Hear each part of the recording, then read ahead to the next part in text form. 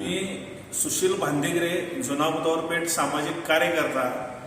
आज या ठिकाणी जुना बुधवार पेठेतनं रत्नागिरीला जोडणारा जो नॅशनल हायवे जातोय हा वर्दळीच्या भागातनं आमच्या जातोय। दाट आणि अरुंद असा हा रस्ता आहे। या ठिकाणी नागरी वस्ती आहे आणि थोड्याच वेळापूर्वी या ठिकाणी एक महिला कामावरून वडिंगेला घरी जात असताना डंपर खाली जाऊन त्या महिलेचा मृत्यू झाला।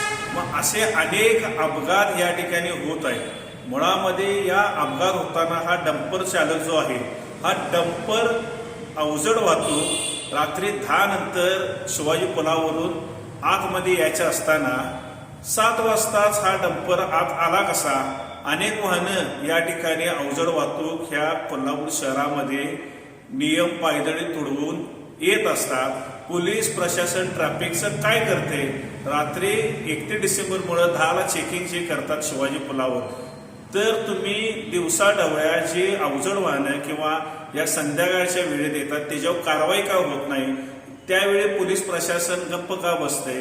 तर आमची या बुधवार पेठेची मागणी आहे की जुना बुधवार पेठेतनं जाणारा नॅशनल हायवे याला पर्यायी मार्ग खानविलकर बंगला पंचगंगा मशानभूमी मार्गे शिवाजी पुलाकडे आपण वळवावा असं आम्ही आयुक्तांना निवेदन दिलेलं आहे। तरी सुद्धा याच्यावर कुठलीही कार्यवाही झालेली नाही। आम्ही सोमवारी ट्रॅफिक ऑफिसचे PI साहेब नंदकुमार मोरे साहेब यांना आम्ही जुना बुधवार पेठेतील नागरिक जाऊन जाब विचारणार आहे की अवजड वाहतूक 7 वाजताच या बुधवार पेठेतनं हायवे वरनं जाते कशी आणि आपले ट्रॅफिक पोलीस काय करतात या संदर्भात आम्ही त्यांना जाब विचारणार आहे।